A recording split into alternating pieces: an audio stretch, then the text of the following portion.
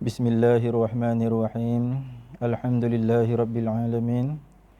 Alladzi karrama bani Adam wa astafa minhumul ulama wa ikhtara aidan minhumuz zuhada wal hukama wal kurama wa fadala minhumul arifina billahi wa sifati wal asma wa adaqahum lazata munajati minal ardi was sama. Wa ashhadu an la ilaha illallah wahdahu la syarika lah وأشهد أن سيدنا ونبينا وحبيبنا وعظيمنا وقرة أعيننا ونور قلوبنا محمدا عبده ورسوله اللهم صل وسلم على سيدنا محمد خاتم الأنبياء وعلى آله وصحبه سادة أولياء وعلى من تبعهم بإحسان إلى يوم الجزاء أما بعد السلام عليكم ورحمة الله وبركاته. نوينا التعلم والتعليم والنفع والانتفاع والتذكر والتذكير والإفادة والاستفادة والحث على التمسك بكتاب الله وبسنة رسول الله صلى الله عليه وسلم والدعاء إلى الهدى والدلالة على الخير ابتغاء وجه الله وقربه وثوابه آمين اللهم آمين. Terlebih dahulu mengucap syukur kita semua kepada Allah Subhanahu wa taala atas limpah kurnia Allah Subhanahu wa taala menjadikan beberapa sebab untuk dapat kita berhimpun di dalam majlis seperti ini. Mudah-mudahan berkat majlis yang kita adakan dan kita hadiri, diampunkan dosa semua orang yang hadir, memudahkan segala urusan, ditunaikan segala hajat dan dimatikan kita semua insya-Allah dalam husnul khatimah. Amin Allahumma amin. Bismillahirrahmanirrahim. Fa inna asdaqal hadits kitab Allah wa khaira hadi Muhammad sallallahu alaihi wasallam wa syarrul umur muhdatsatuha wa kullu muhdatsatin bid'ah wa kullu bid'atin dalalah wa kullu dalalatin finnar. Bismillahirrahmanirrahim. Alhamdulillahi rabbil alamin. Allahumma salli wa sallim ala sayyidina Muhammad wa ala ali sayyidina Muhammad. Qala al-musannifu rahimahullah ta'ala ila an qal mas'alatun. Sampai kita kepada perkataan mas'alatun. Masalah 175. Tuliskan ya. Masalah 175 juzuk kitab Bahrul Mazi juzuk 21. Kitab Bahrul Mazi juzuk 21 muka surat 118 masalah 175.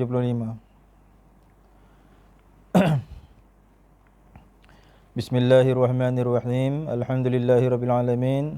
Allahumma salli wa sallim ala sayyidina Muhammad wa ala ali sayyidina Muhammad ila an qal mas'alatun.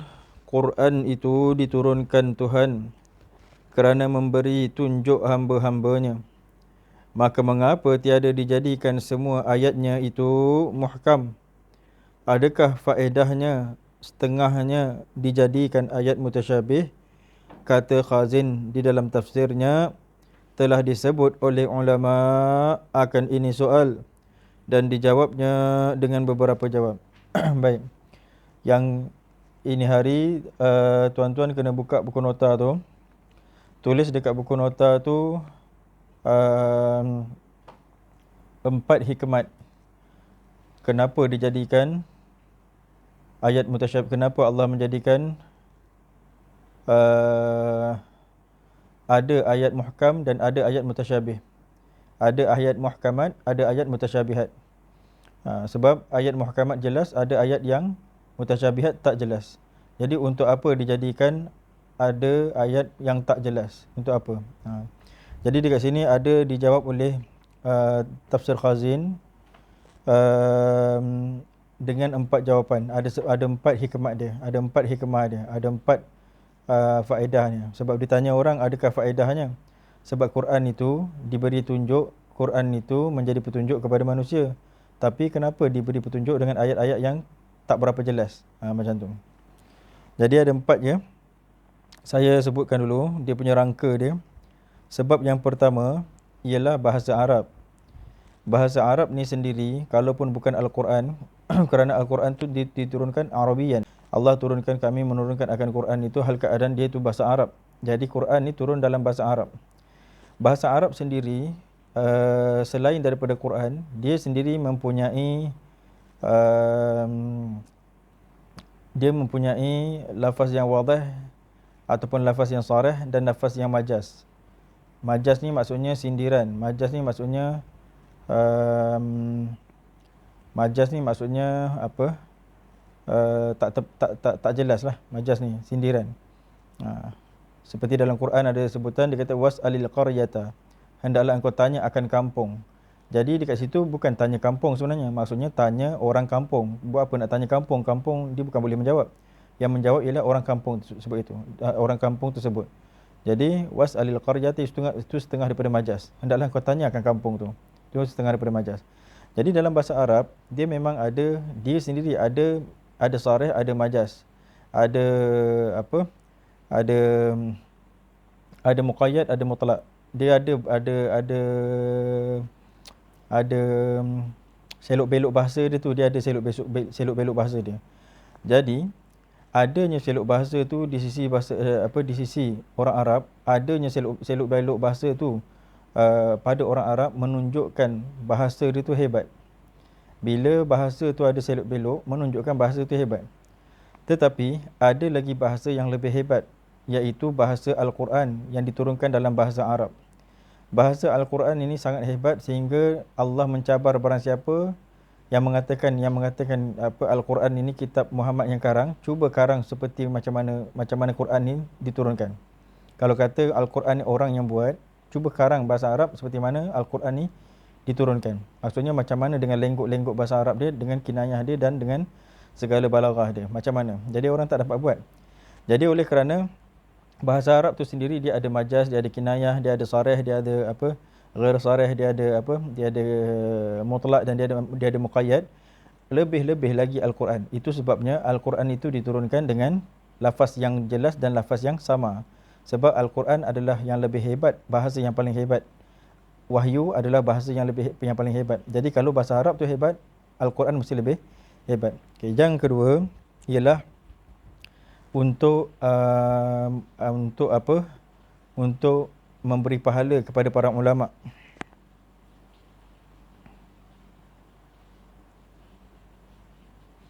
Untuk diberi pahala kepada para ulama, supaya ulama-ulama berbimbang-bimbang macam mana nak menyampaikan manusia kepada Allah dengan ayat-ayat Quran yang diturunkan, dan supaya ulama berbimbang-bimbang macam mana nak menyelamatkan masyarakat daripada tersesat dengan ayat itu. Jadi ulama ni adalah waris Nabi. Ulama ni lah yang memiliki perasaan kasih sayang yang tinggi kepada umat, kepada kaum, kepada masyarakat. Jadi setelah Nabi wafat, setelah Nabi tidak ada lagi di akhir zaman, yang memegang sifat kasih sayang tu adalah ulama.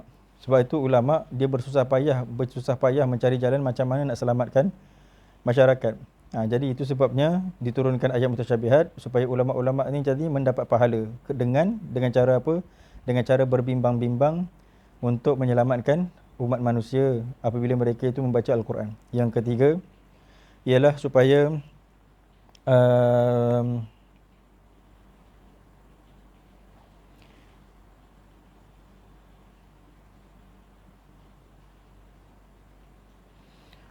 mendapat ujian, supaya diuji, supaya dilatih ilmu ulama. Itu yang ketiga. Yang keempat tadi supaya dia berbimbang-bimbang. Yang kedua tadi supaya dia berbimbang-bimbang. Yang ketiga tadi supaya jadi latihan bagi para ulama. Yang keempat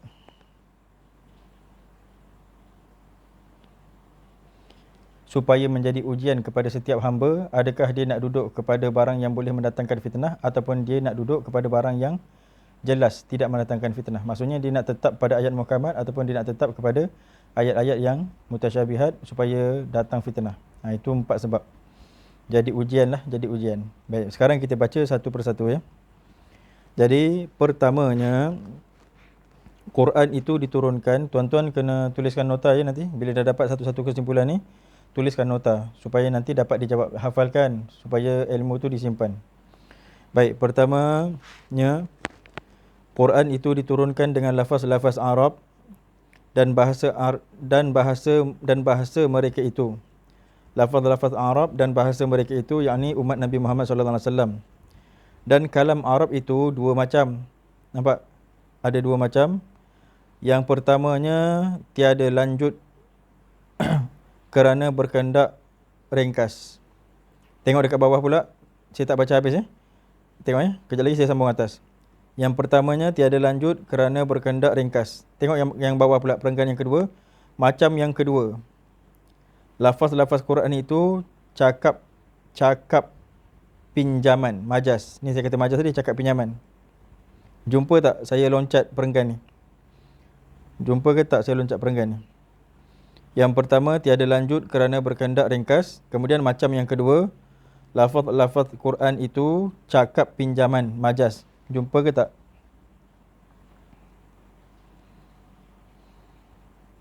Jumpa ya? Okey, baik.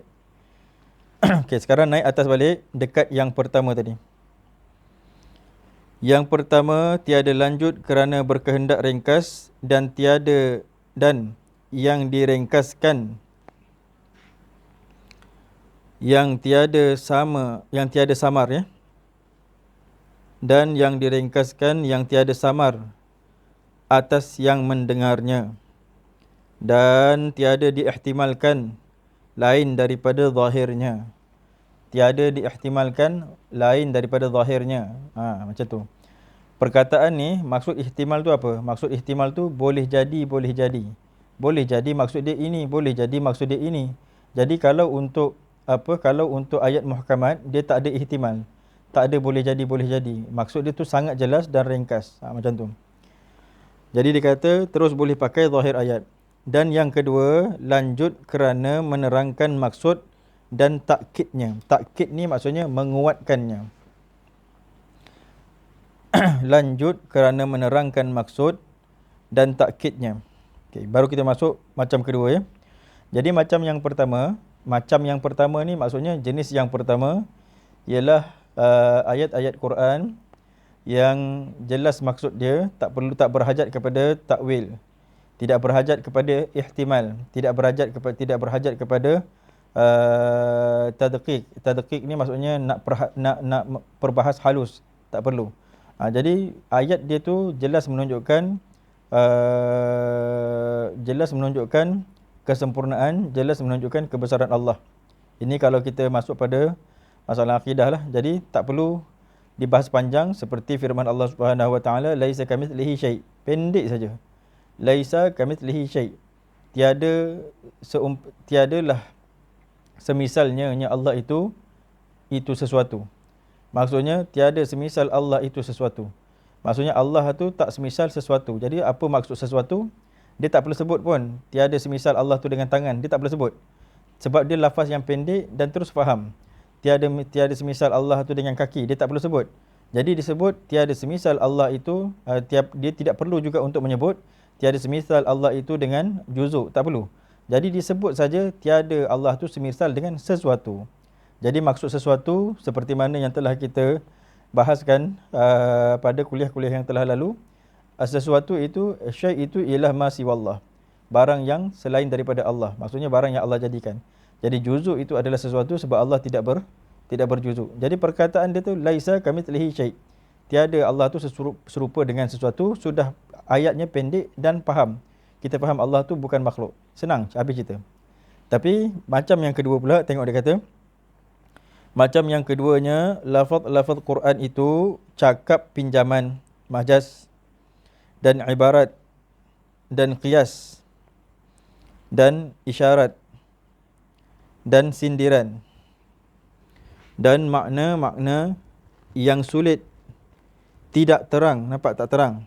Maka bahagian atau macam yang ini ialah yang dielokkan dan terpilih di sisi orang Arab dan yang indah di dalam cakapan mereka itu. Maka diturunkan Allah Ta'ala Quran itu atas dua macam, supaya tetap lemah mereka itu mendatangkan dan mengarangkan seumpamanya. Nampak tak?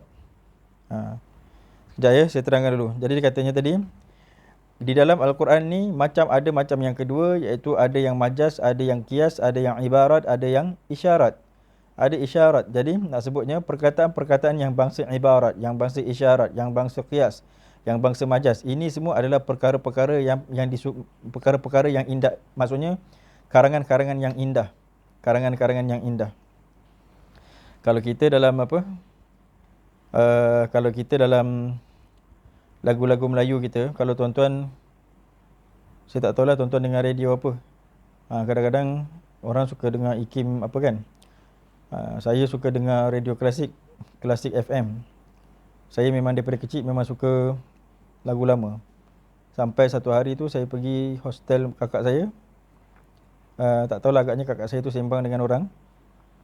Orang tu kata, kawan dia kata, adik kau ni jelmaan orang lama, dia kata. Adik kau ni jelmaan orang lama sebab suka, seluar saya pun seluar macam ayah saya, bokat, belah besar kat bawah. Kemudian lagu suka pun suka lagu lama-lama. Tak apalah, cerita sikit lah ni. Jadi kalau kita dengar lagu lama-lama, dekat situ sebenarnya banyak kias. Saya tak larat nak nyanyi ni. Sebab tak tahulah tak larat ni. Kalau tidak saya boleh nyanyikan sikit. Jadi kalau lagu-lagu lama ni dia ada kata-kata pinjam. Dia ada majas, dia ada kiasan. Jadi kiasan-kiasan itu menunjukkan cantiknya bahasa. Dan kiasan itu menunjukkan seseorang itu sangat menguasai bahasa. Maksudnya sangat menguasai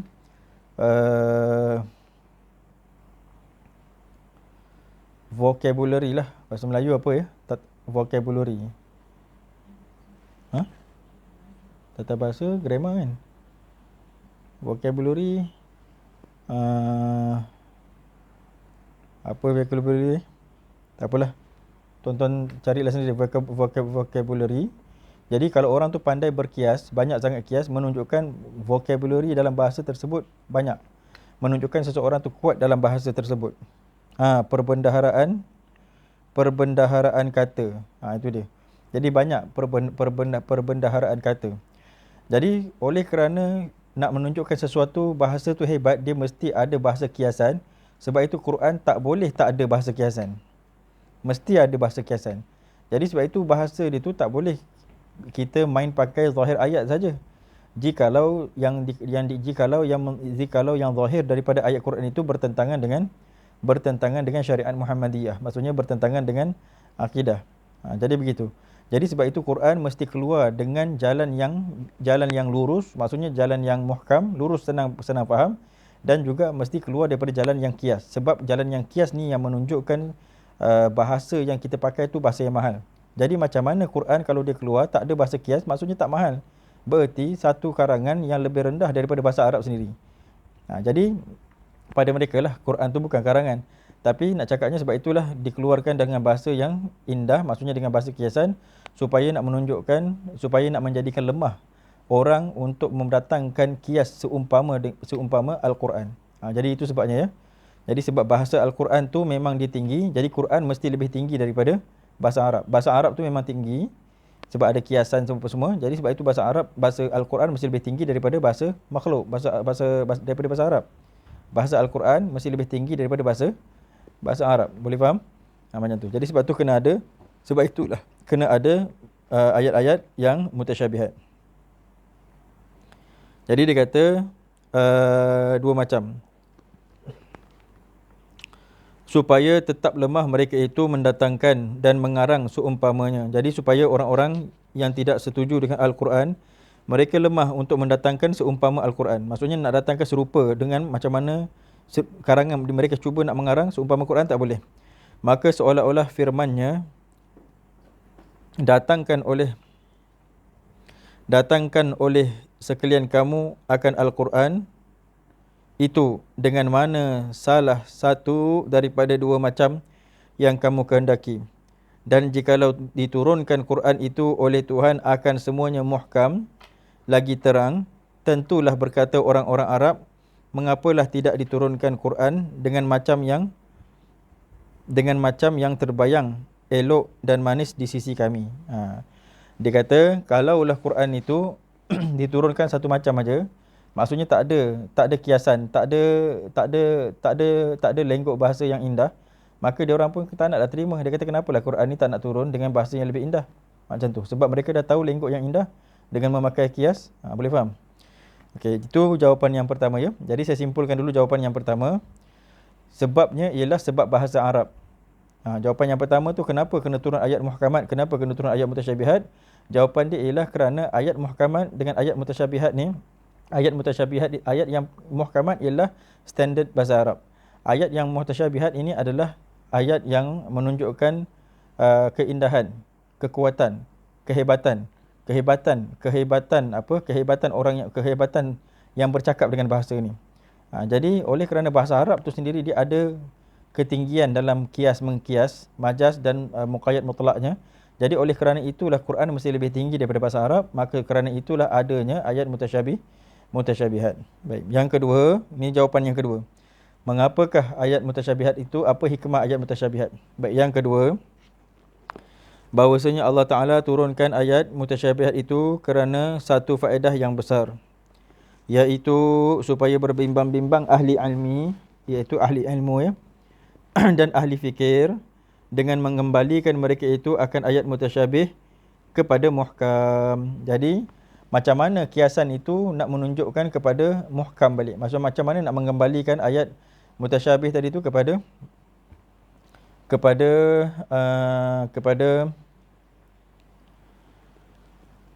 ayat yang jelas. Contohnya kalau bahasa Melayu,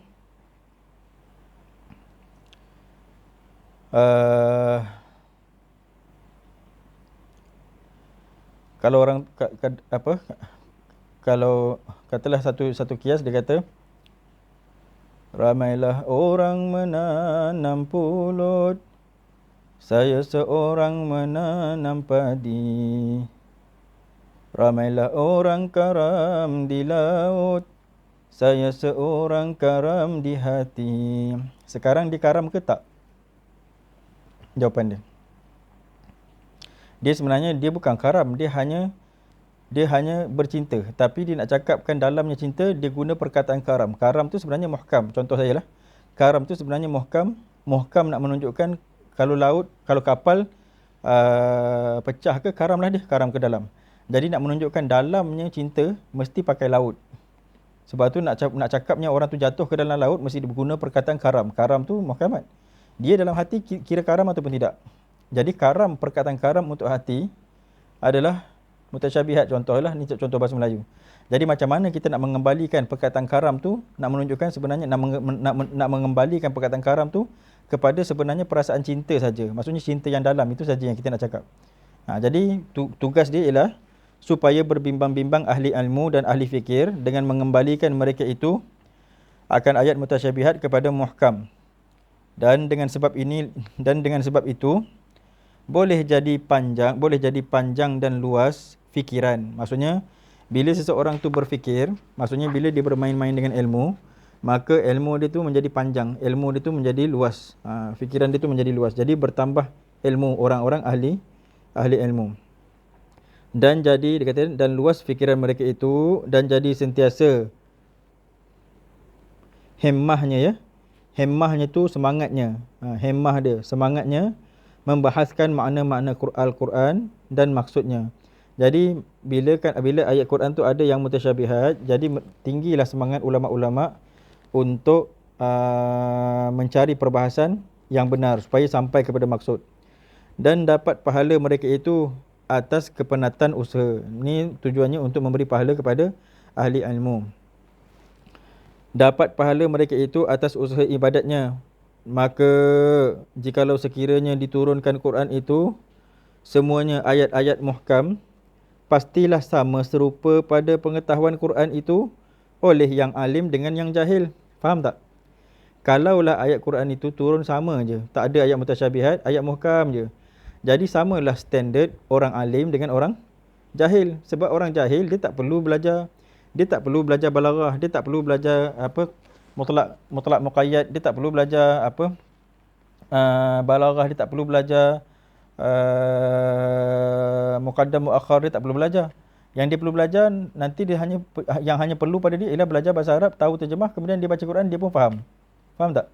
Jadi sebab itulah Allah nak membezakan orang-orang alim dengan orang-orang yang jahil. Maksudnya orang-orang awam dengan orang-orang dengan ulama.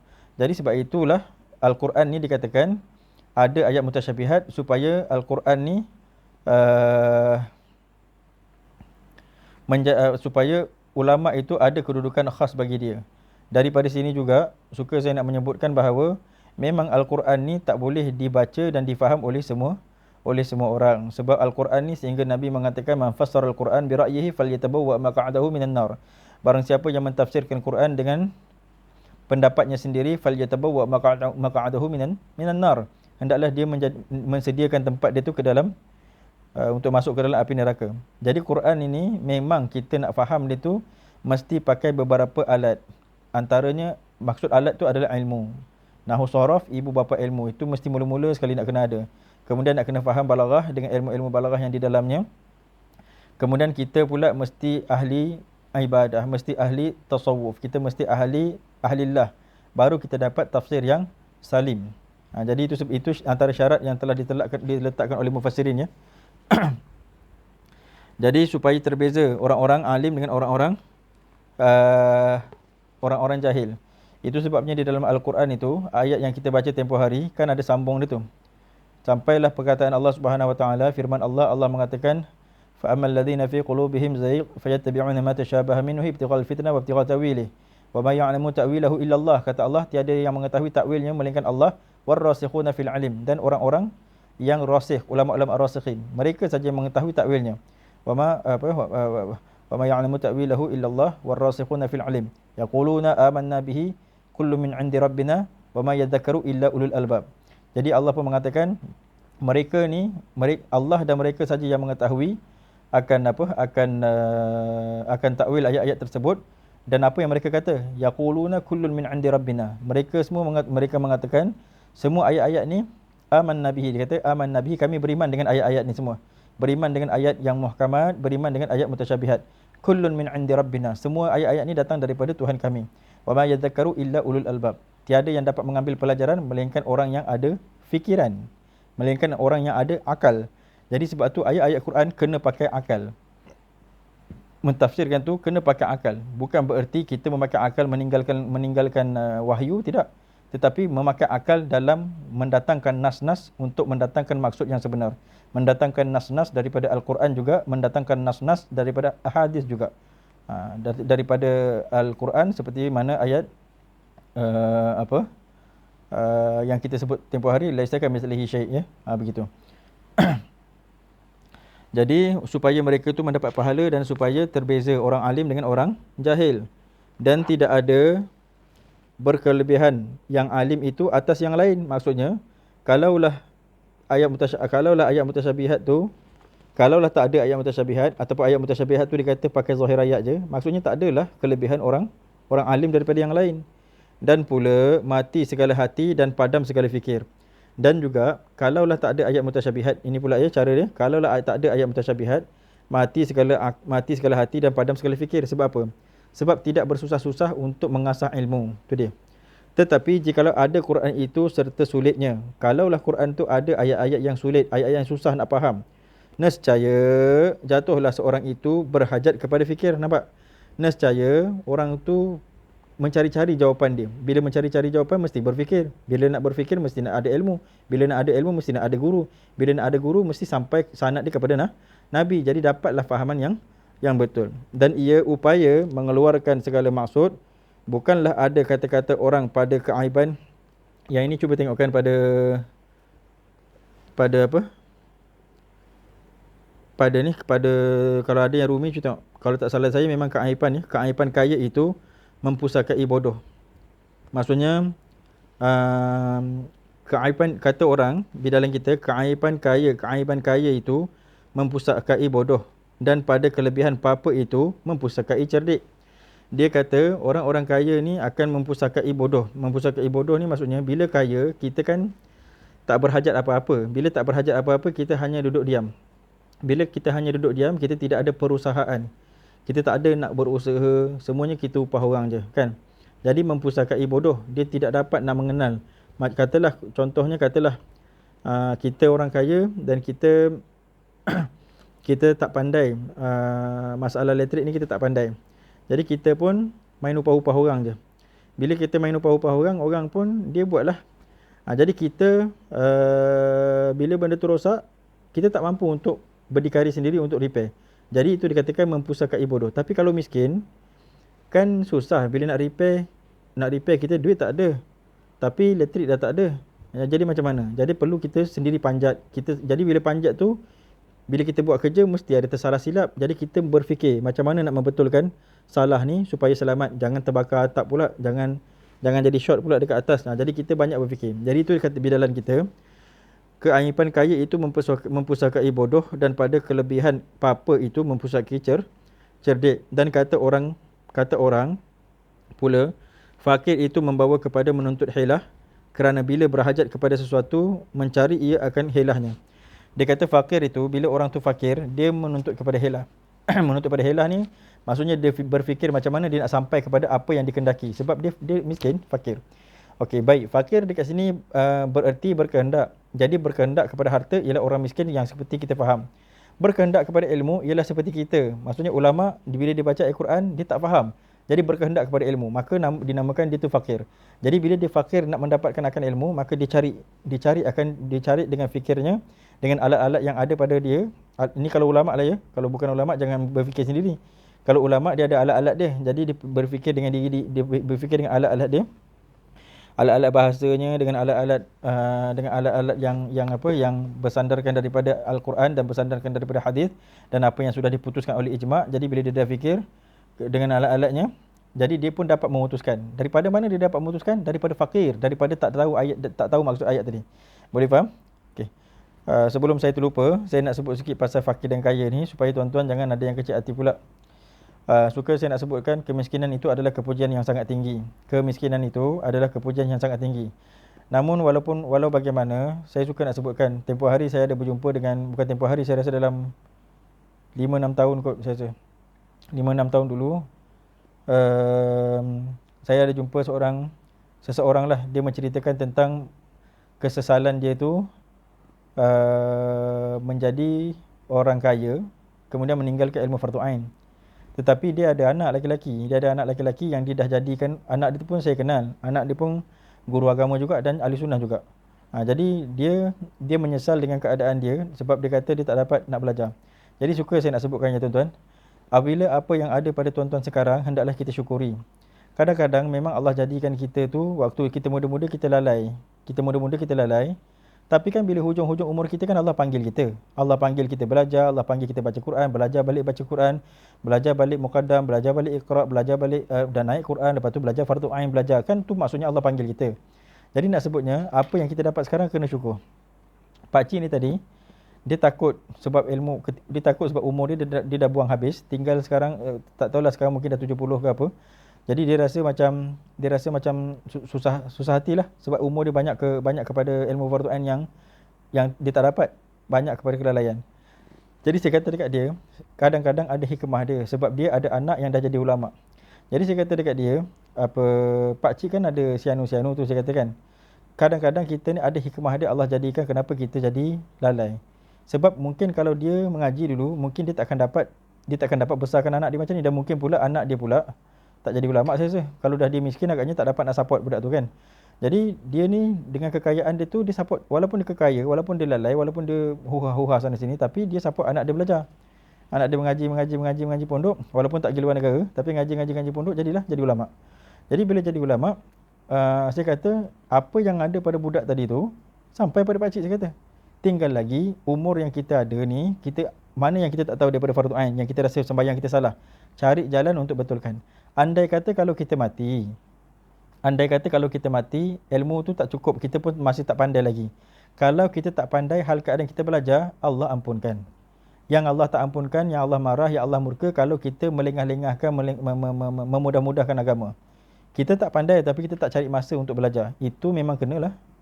Jadi sekarang ni, suatu saya katakan, apa yang ada pada kita sekarang ya saya sebut, jadi yang dulu-dulu tu kita tinggalkan.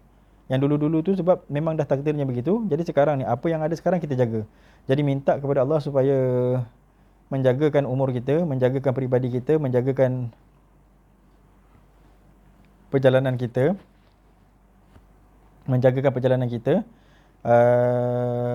dan carilah apa yang kurang daripada diri kita. Maksudnya kalau kita kurang ilmu, cari ilmu sampai kita mati. Jadi yang saya nak sebut dekat sini, kemiskinan itu kepujian yang sangat tinggi. Tetapi kekayaan itu, walaupun lah azab yang sangat pedih, tetapi kekayaan itu boleh ditransfer. Jadi cari jalan.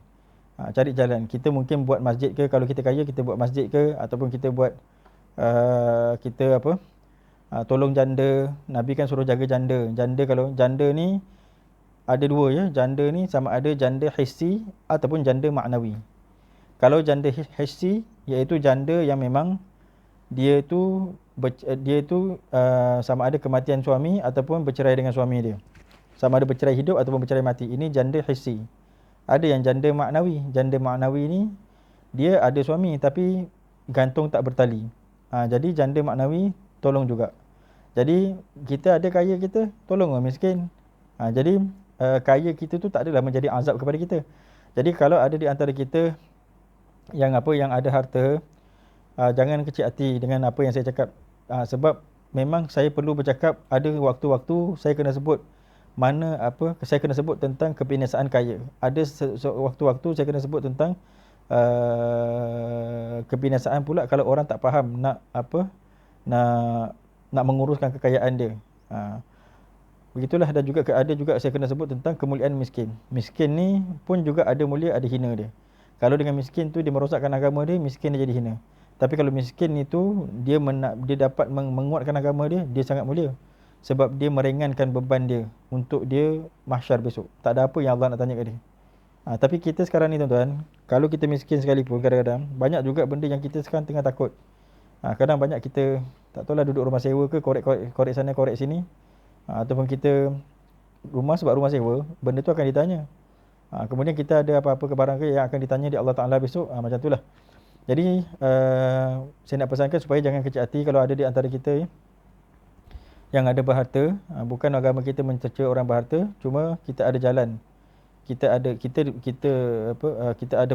Walaupun disebut dengan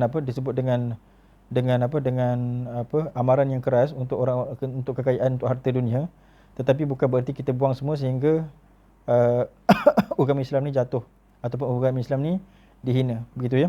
Saya rasa siapa yang dah lama mengaji dengan saya, makcik-makcik lah kot yang dah lama mengaji dengan saya di masjid tempoh hari, saya dah sebut dah cara-cara jadi orang kaya, cara-cara jadi orang miskin. Jadi sebenarnya kedua-duanya kita boleh sesuaikan diri kita, dan kita boleh bercampur satu sama lain. Sebab innamal mu'minuna ikhwatun, orang-orang Islam itu ikhwah. Kemudian Allah katakan kami jadikan kamu lelaki dan perempuan dan syu'ab, dan ada kaum berkaum supaya lita'arafu, supaya kamu berkenal-kenal. Nanti lagi akan datang saya sebut apakah maksud berkenal-kenal itu. Baik, jadi begitu ya. Sebabkan dekat sini tadi dia sebut tentang orang kaya. Ada tak soalan apa-apa? Tak ada.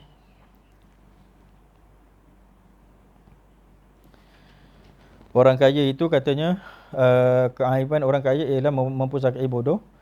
Kelebihan orang miskin itu ialah mempusakai cerdik. Baik, terus baru kita masuk jawapan yang ketiganya. Yang ketiga pula, ghalib semua orang yang berilmu tinggi, dia jadikan segala ilmunya beberapa makna yang sulit-sulit. Beberapa makna yang sulit-sulit. Baik, kalau tuan-tuan nak ibarat yang mudah daripada kelas kita yang telah lalu pada masalah ilmu ni, iaitu pada rakaman kitab Usfuriyah menceritakan tentang kelebihan ilmu, iaitu orang-orang Khawarij bertanya kepada Sayyidina Ali, mana afdal? Dia kata, ayyu afdal? Dia kata, al-ilmu amil mal? Dia kata, yang mana satu lebih baik, ilmu ke harta? Jadi kalau nak tahu orang tu banyak cerdik, dia mesti menjawab dengan banyak makna. Jadi sebab tu dekat sini dia kata, ghalib bagi orang yang berilmu tinggi, dia jadikan segala ilmunya beberapa makna. Nampak tak? Beberapa makna. Bila beberapa makna, banyaklah jawab. Beberapa makna yang sulit-sulit, dan masalah yang halus-halus, supaya mereka itu menguji kepintaran orang-orang yang berpelajaran, mencari apa jawab masalah yang halus itu, dan maksud makna-makna yang sulit itu. Kerana siapa-siapa yang berupaya menerbitkan makna-makna yang sulit, pastilah ia terlebih upaya menerbitkan maksud daripada makna yang tidak sulit. Kalaulah kita sudah mengetahui makna, maka kita dapat menyelusuri maksud. Maksudnya kita dapat menuju maksud. Kalau tak dapat makna, macam mana nak pergi kepada maksud? Jadi kata dia, kalaulah, dia kata hikmah menjadinya ayat mutasyabihat ni, dia kata ghalibnya, dia kata Sekejap ya. Kita kena baca habis dulu. Jadi dia kata bila orang tu boleh mendapatkan makna pada barang yang sulit, maksudnya pada ayat-ayat yang tak sulit, dia boleh terus hantar kepada maksud. Boleh faham? Kalaulah ayat yang sulit dia boleh bawa kepada makna, bila dah boleh bawa kepada makna, bolehlah bawa kepada maksud. Bererti kalau ayat yang tak sulit lagi boleh terus hantar kepada maksud. Itu dia.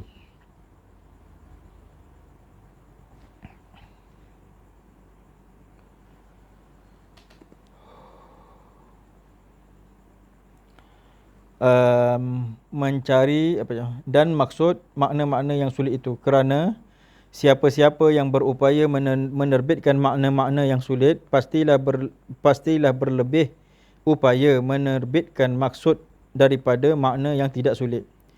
Maka apakala adalah hal yang demikian itu elok di sisi ulama, haruslah pula bahawa Tuhan itu menurunkan ayat mutasyabihat bagi hal yang tersebut itu. Baik, dia kata apabila sifat untuk menunjukkan kepintaran, sifat untuk menzahirkan kepintaran, itu baik untuk ulama. Maksudnya ulama ditunjukkan ni cara dia. Jadi bila orang tengok ulama menggunakan alat-alat tu, cara untuk mendapatkan jalan yang benar, ini cara dia, jadi orang kagum pada ulama. Jadi bila perkara tu elok untuk ulama, itu disebutkan. Bila perkara tu kepujian bagi ulama, jadi haruslah Allah mendatangkan ayat yang seperti itu supaya menaikkan martabat ahli ilmu, supaya naikkan martabat ahli ilmu. Barulah bila orang nampak ulama tu hebat, barulah diikut. Kalau orang nampak ulama tu tak hebat, tak adalah diikut. Saya suka nak sebut sikit ya tentang perkataan yang keluar daripada mulut-mulut ulama yang kadang-kadang orang awam rasa actionnya, dia kata actionnya ulama ni, dia kata actionnya apa, syekh ni ataupun actionnya ustaz ni, dia kata dia ulama ni dia memang ada perkataan-perkataan dia yang memang dia kena cakap dengan haibah. Sebab setengah daripada adab ulama ketika dia mengajar tu mesti menunjukkan haibah. Sebab itulah perlunya ilmu tasawuf. Sebab supaya dia tahu dekat mana dia haibah dan bilik mana yang dia rendah diri. Haibah ni maksudnya bila dia bercakap, dia kena bercakap dengan yakin dia. Bukannya belajar supaya kita yakin diri sampai kita orang tua-tua duduk depan kita pun kita herdik-herdik, bukan begitu. Tapi kita kena bagi tahu ilmu yang kita sampai ni adalah ilmu yang tinggi. Seperti mana yang pernah juga disebutkan oleh Al-Imam Tirmizi ketika dia menceritakan tentang kitab dia Sahih Tirmizi. Dia kata barang siapa yang ada kitab Sahih Tirmizi di dalam rumahnya, seolah-olah dia ada seorang Nabi yang bercakap di dalam rumah dia. Dia nak menunjukkan bahawa kitab dia tu kitab yang paling tinggi. Ataupun setengah-setengah ulama mengatakan kitab aku ni adalah kitab yang paling tinggi, mengalahkan kitab sianu-sianu. Dia kadang-kadang cakap begitu. Jadi ulama cakap begitu tu sebenarnya bukan takabur, tapi sebab nak menaikkan, nak menzahirkan. Kalaulah dia kata kitab aku ni tak adalah apa-apa sangat, tak ada apa-apa pun kitab aku ni, tak adalah orang baca kitab dia. Sedangkan tujuan dia mengarang kitab supaya orang mencari rahsia yang aku dah tuliskan. Kadang-kadang ada tulisan-tulisan dia mampu tulis, dia tak mampu cakap. Sebab kalau cakap mungkin lain pula yang jadinya, jadi mereka tulis. Jadi bagaimana cara untuk mereka nak orang baca kitab ni, itulah yang disebutkan apa yang dah dia rasa daripada kitab dia. Jadi dikatakan kitab aku ini, barang siapa yang ada kitab ni dalam rumahnya, nescaya seolah-olah dia ada seorang Nabi yang berkata-kata di dalam rumah dia. Jadi perkataan ulama, sayugia saya kata kepada tuan-tuan ya tuan-tuan, jangan lekas-lekas kita kata ulama ni takabur. Walaupun memang ada juga ulama-ulama yang sombong, tapi kita kena tengok-tengoklah orang tu. Kalau orang tu memang orang tasawuf macam Syekh Abdul Qadir Jalani, jangan kita kata sombong. Syekh Abdul Qadir Jalani mengajar, dia panggil wahai orang-orang yang bodoh, dengarlah perkataanku. Macam itu dia ajar orang. Cakap dia tu, cara dia tu kasar. Wahai ahli maksiat, dia macam tu je. Depan dia semua ulama tuan-tuan. Kita ngajar bukan ulama. Yang Syekh Abdul Qadir, depan dia semua ulama. Semuanya seban besar-besar yang mengaji dengan dia. Itu pun dia cakap wahai orang yang bodoh, dia cakap begitu. Dengarlah perkataanku. Kemudian ada setengah-setengah daripada perkataan dia, dia kata janganlah mengambil hati daripada perkataanku. Jadi kita kena tengoknya. Jadi kalau bila baca kitab Syekh Abdul Qadir ke, baca daripada kitab-kitab ulama yang kita kenal dia tu tahu mengendali hati dia, jangan lekas-lekas kita mengatakan dia takabur. Jadi sebabkan ini Allah mengatakan oleh kerana baik bagi ulama untuk menunjukkan kelebihan diri dia. Maksudnya baiknya kalau ulama tu menunjukkan cara-cara nak memahami Al-Quran, cara-cara dia tu memahami itu dengan memakai alat-alat supaya orang tak sesat dalam memahami ayat mutasyabihat. Oleh kerana itu harus Allah menjadikan ayat mutasyabihat. Sebab tu Allah turunkan ayat mutasyabihat supaya nampak siapa yang alim, siapa yang tak alim. Macam itulah cerita dia. Sebab kalau ayat mutasyabihat ni sama je, semua orang boleh faham, orang baca satu makna je, tak perlulah kita kepada ulama. Jadi inilah seruan ataupun da'ayah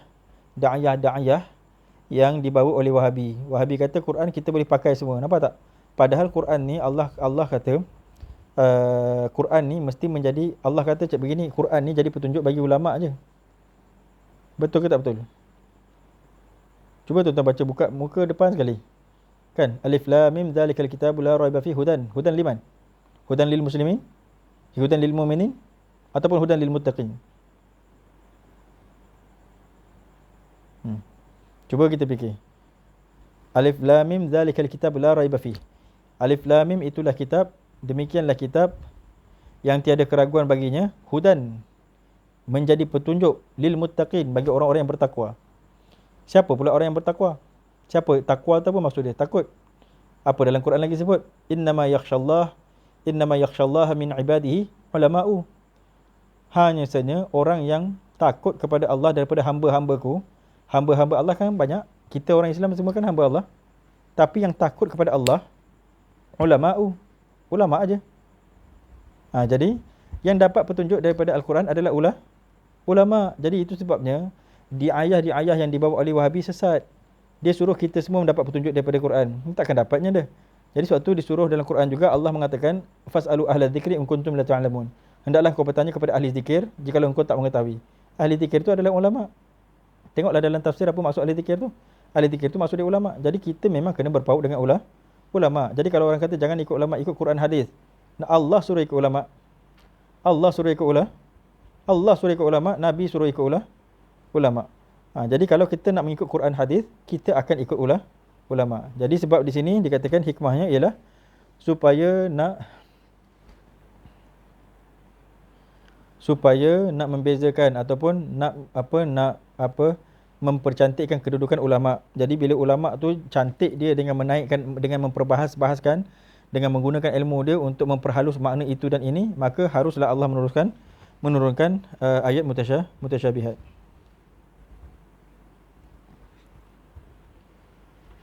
Jawab yang keempat, bahawasanya Allah Ta'ala turunkan ayat mutasyabihat di dalam Qurannya kerana menguji hamba-hambanya, kita semuanya, adakah mahu berhenti daripada menaruh syak oleh mukmin daripadanya dan memulangkan pengetahuan maksudnya kepada yang mengetahuinya, maka dapat pahala besar yang demikian itu, ataupun mau syak seperti orang munafik, maka masuk ke atasnya sesat dan mustahik baginya dengan sebab itu oleh azab yang sengsara. Jadi dia itu mustahik azab. Jadi hikmah yang keempat ialah menjadi ujian. Menjadi ujian ni supaya apa? Supaya kita mendapat kasih sayang Allah. Allah apabila bala, idza ahabballahu fulan ibtalah. Allah apabila kasih kepada fulan, Allah apabila kasih kepada seseorang, ibtalah. Allah membala dia. Jadi Allah uji. Bala maksud dekat sini adalah uji. Allah uji hamba, adakah dia nak duduk dekat mutasyabihat sehingga dia membawa fitnah, ataupun dia memulangkan kepada siapa yang mengetahui, iaitu ulama, seperti mana firman Allah Subhanahu Wa Taala tadi. Jadi iaitu ulama. Jadi adakah dia nak duduk dalam fitnah dia, ataupun dia nak memulangkan kepada ulama. Jadi kalau tuan-tuan perasan tuan-tuan, dalam yang pertama, yang kedua, ketiga dengan keempat.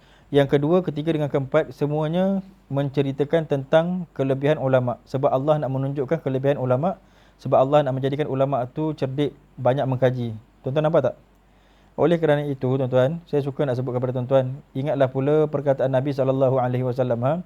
Nabi kata kun aliman aw muta'alliman aw mustami'an aw muhibban fala takun khamisan fatahlik. Nabi kata kun aliman, jadikanlah diri kau tu orang alim, aw muta'alliman ataupun orang yang belajar, aw mustami'an ataupun orang yang mendengar majlis ilmu, aw muhibban ataupun orang yang kasih dengan majlis ilmu. Fala takun khamisan fatahlik, maka jangan kau jadi orang yang kelima, engkau akan celaka.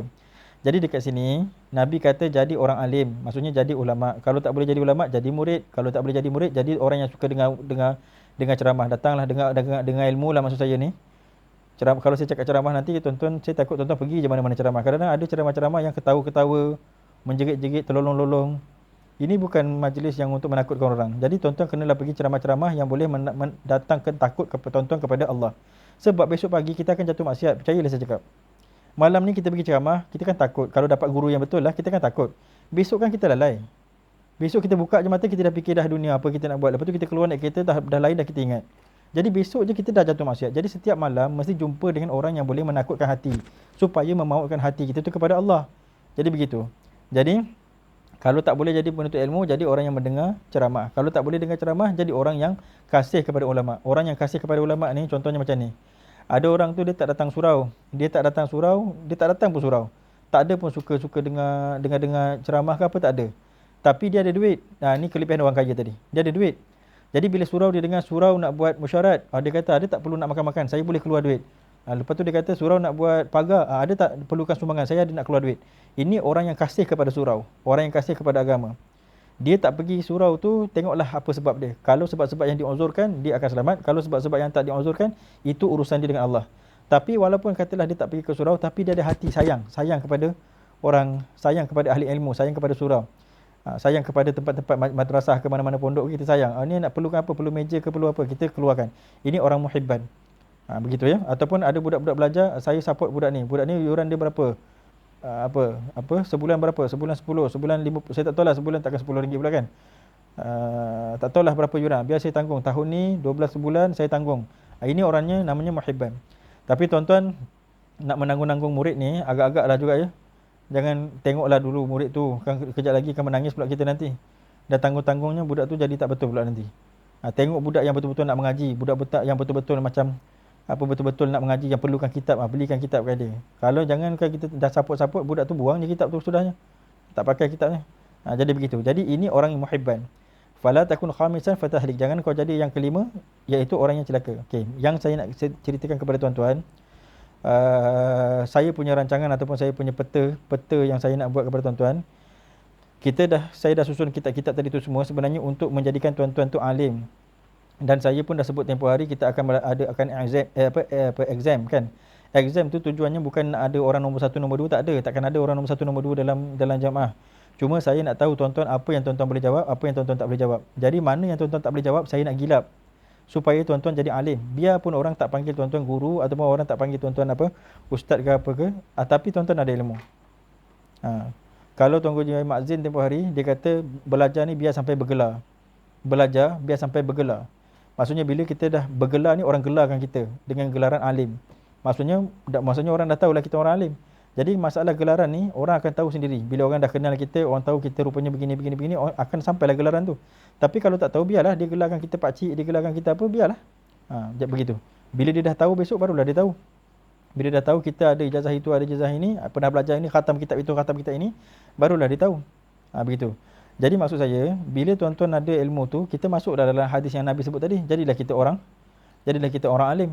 Sebab kalau tuan-tuan tengok daripada sebab-sebab mutasyabihat ni pun, Allah masukkan ayat mutasyabihat ni sebab nak membezakan, sebab nak memuliakan, sebab nak membanyakkan kerja orang alim supaya mereka tu ulama dapat pahala, ulama dapat kemuliaan.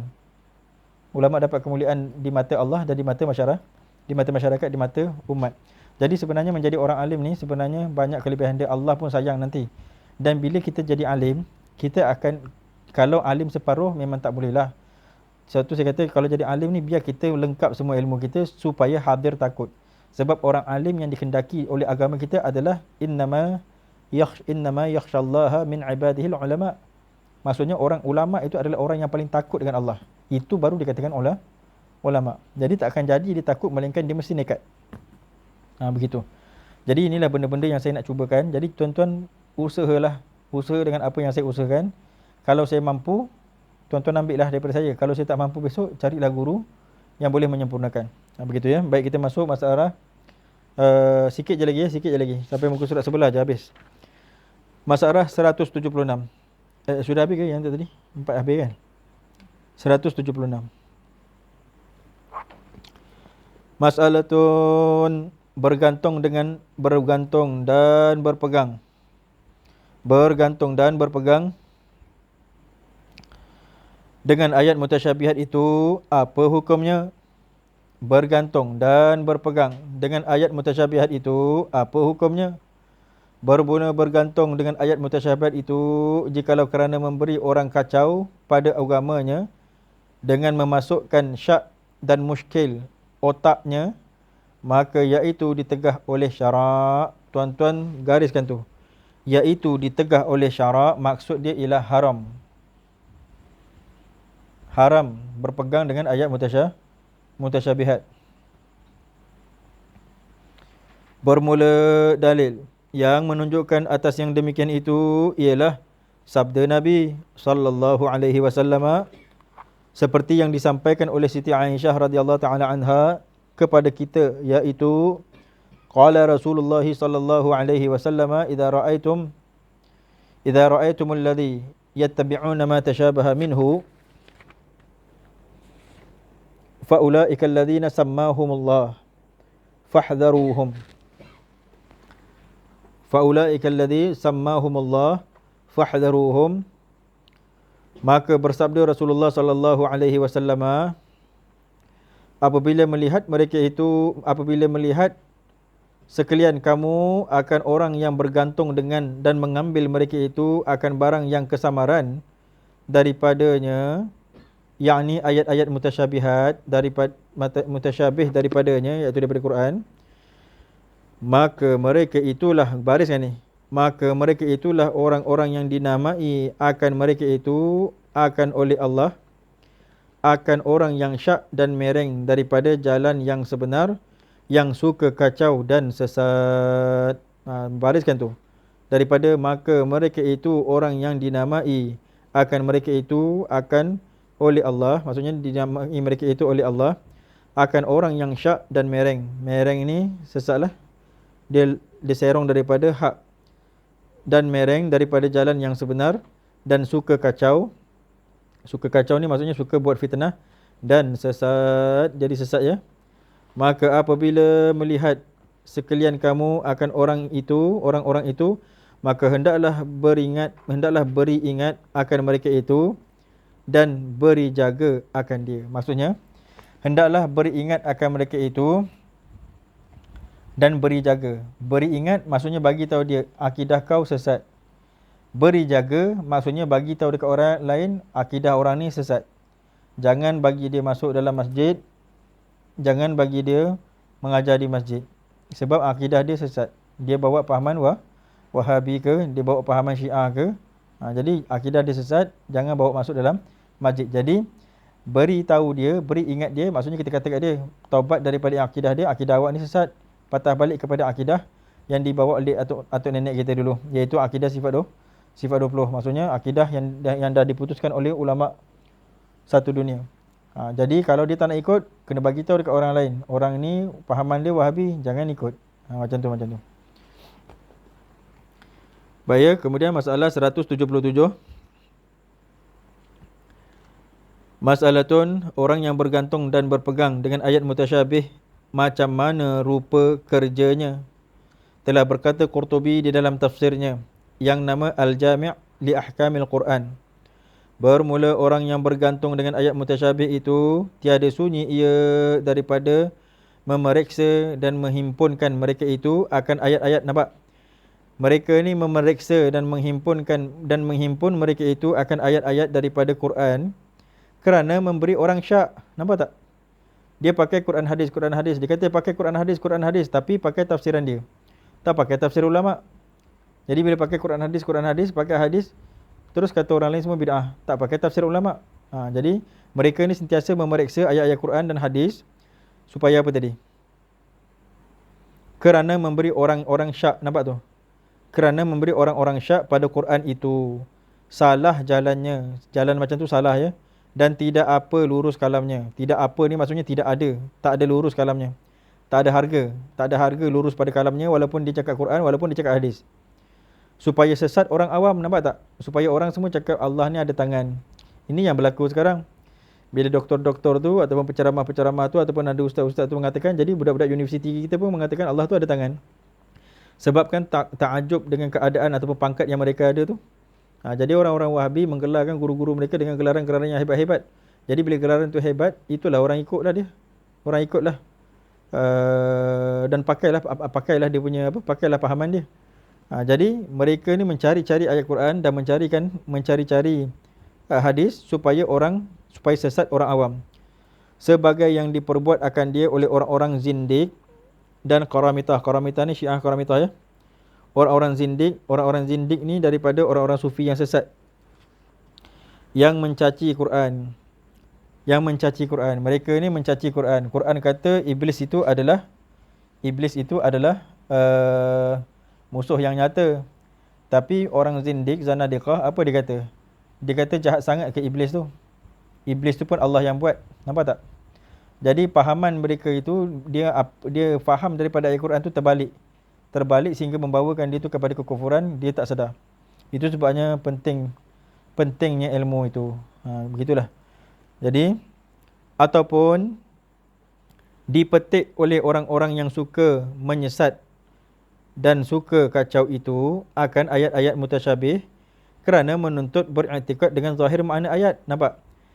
Zahir makna ayat mutasyabihat itu. Jadi dia kata sebab yang kedua, kelakuan pekerjaan mereka. Yang pertama, mereka suka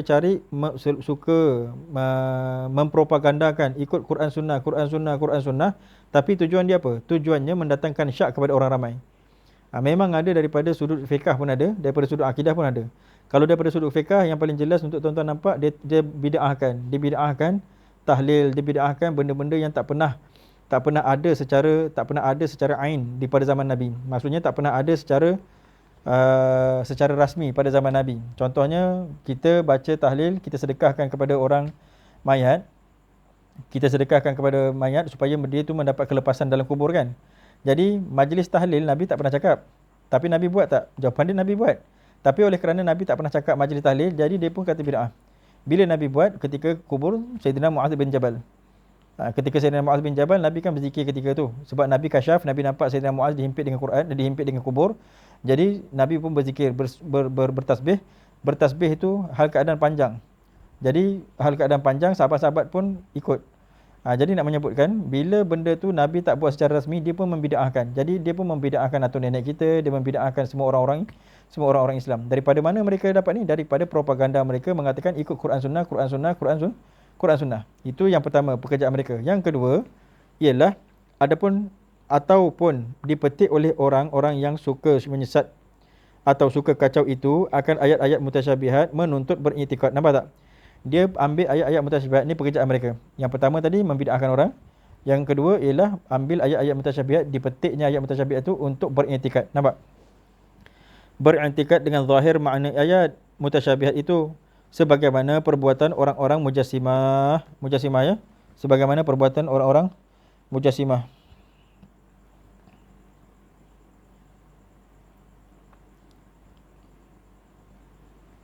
Ada satu kitab Majalisus Saniyah nama dia. Saya pun tadi dah terlupa dah pula. Nama kitab tu Majalisus Saniyah, dia syarah bagi Arba'in An-Nawawiyah. Majalisus Saniyah. Dekat situ ketika Imam An-Nawawi meriwayatkan hadis tentang bid'ah, dia meriwayatkan bid'ah tu hukum dia apa. Jadi salah satu daripada bid'ah ni hukum dia ada 5. Ada yang wajib bid'ah, wajib berbuat bid'ah. Ada yang sunat je bid'ah, ada yang harus je bid'ah, ada yang makruh bid'ah, ada yang bid'ah yang haram. Jadi bid'ah yang haram ialah ini mujassimah, bid'ah yang haram.